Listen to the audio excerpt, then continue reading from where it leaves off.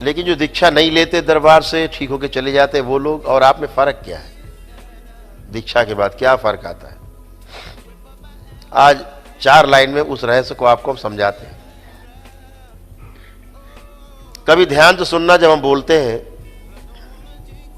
ध्यान दिया अगर आपने होगा, कोई ज्यादा ध्यान देने वाला होगा तो जब मैं बोलता हूं कि इनके 27 जन्मों के जो कर्म भोग है, कर्म बंधन है, वो निष्क्रिय कर दिए जाए।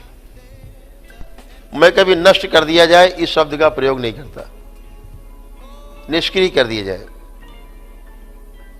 आजीवन के लिए। सुना है आपने?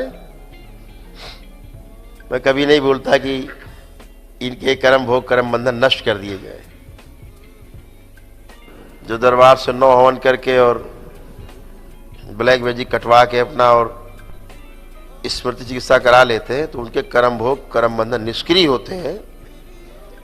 और आपके पास वो हथियार आता है दीक्षा के बाद कि आप अपने कर्म भोग कर्म बंधन को नष्ट कर लेते हैं, खत्म कर लेते हैं, जिनसे आपका भोग खत्म हो जाता है, आपके कष्ट हमेशा हमेशा के लिए खत्म हो जाते हैं। निष्क्रिय में क्या होता है, जो हम करते हैं, कभी जब अगला जन्म आपका होगा तो जिन कर्म भोग कर्म बंधन कारण आपको अभी कष्ट थे, तो कभी आपको अगले जन्मों में वो आ सकते हैं। अगर आपने अपनी हरकतें नहीं छोड़ी तो आगे आ सकते हैं कभी अगले जन्म में। अभी तो ये निष्क्रिय हो गए, निष्क्रिय हो के पीछे चले गए, अभी आगे नहीं आएंगे तो आपको कष्ट नहीं हुआ, इसीलिए आपकी पेशी कट जाती, सबकी पेशियां कट जाती, सबकी सबके कष्ट चले जाते हैं, रोग चले जाते हैं, इसीलिए जाते हैं क्योंकि कर्म भोग कर्म बंधन निष्क्रिय हो जाते, वो सक्रिय नहीं रहते। अब वो कभी अगला जन्म होगा कोई, उसमें सक्रिय होंगे। लेकिन गुरु दीक्षा के बाद, एक पूर्ण गुरु से दीक्षा के बाद आपकी साधना से जो बताया जाता है, तो अपने आप ही धीरे धीरे धीरे धीरे करके कर्म भोग नष्ट होना शुरू होते हैं।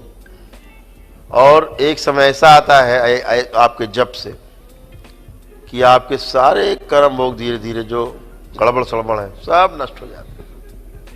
आपकी आराधना, आपका जप तप, यही आपके कर्म भोग और कर्म बंधन को नष्ट करता है। तो बाबा द्वारा दी जाने वाली इस दीक्षा के बाद जो आप मंत्र जाप करोगे ना, इसी से आपके कर्म भोग कर्म बंधन नष्ट होते हैं। हम सिर्फ निष्क्रिय करते हैं आपके। इतना फर्क है दोनों में, बस जो मुख्य बात है।